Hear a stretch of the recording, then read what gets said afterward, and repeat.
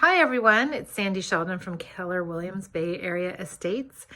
Wanted to talk to you about something a little off the real estate topic today, but I think it's helpful for all of us as we figure out how to work from home in this continued pandemic lockdown. If you were like me, when we got thrown into lockdown and realized we would all be working at home, we had to start working at home with very little thought and preparation put into the office space that we were going into. And some of us had really no preparation for working from home and what that would entail. So here's my 3 tips for working from home. And these are tips, coming on a few months of experience now for what works and what doesn't work. Number 1, I think it's really important to get your tech dialed in. If you're still sitting here several months into the pandemic, we've been locked down for 4 months in California now, and you still can't figure out how to raise your hand in Zoom or how to unmute yourself so you can talk on a call, it's time to figure it out, because it looks like Zoom is here for the long haul, and we just need to be the most professional we can, and nailing that technology is important. I've also heard people say that they can't do something because they can't print a document to sign it and send it back in. And while a lot of places are moving to e-sign, DocuSign capability, some stuff still needs to be done in hand.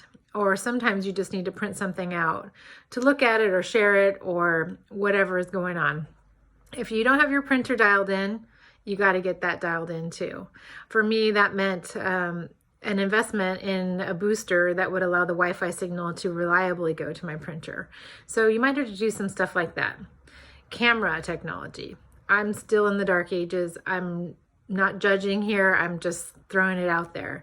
But the fact that my camera in my office is my phone propped up on my laptop, which is propped up on books, is not probably the most optimal solution here. So it's probably time for me to dial that in as well. Technology is not the only thing. Your desk setup might also be suboptimal. I know some people don't have the luxury of a home office per se, and they're kind of crammed into a corner of a living room or a dining room where they're subject to distractions. Obviously, if it's in your budget and your means, and you think that, this is the long haul for you and you need to upgrade your house, that's where people like me come in, and we help you find a new house, maybe a little farther afield from the Bay Area than it used to be now that you don't have to commute. Who knows?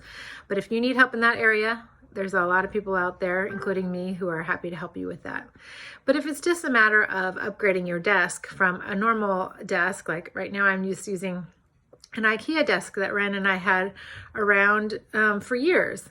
It's not the optimal desk. It's not big enough. It doesn't move to standing capability. And as a result, I'm having lots of back and neck issues that I can't even get worked out by a massage therapist today. So it's important for us to take care of ourselves by making sure that the equipment, the chairs are comfortable, the desk's the right size, and you have access to everything that you need to get your job done.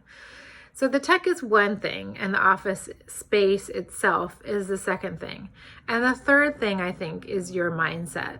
And there's kind of 2 components to that. I think that there's both the tendency to get distracted by things at home on the one hand, and maybe that's you on Monday, Wednesday, and Friday.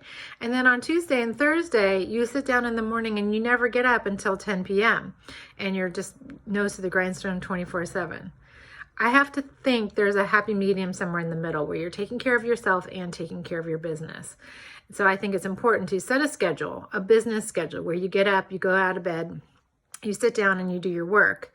And that doesn't mean you have to shower or change your clothes or anything else. If you can work in what you slept in, go for it. Just get up and make sure you're at your computer and ready to field questions from people who are asking them.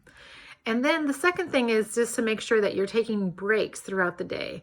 We no longer have distractions of our friends popping into our office or cube and just chatting with us for a while. We need those breaks. So maybe take a 15-minute break and give your mom a call, or take a 15-minute break and give your friend a text and just check in. Make sure that you're still having those human interactions during the day as much as possible.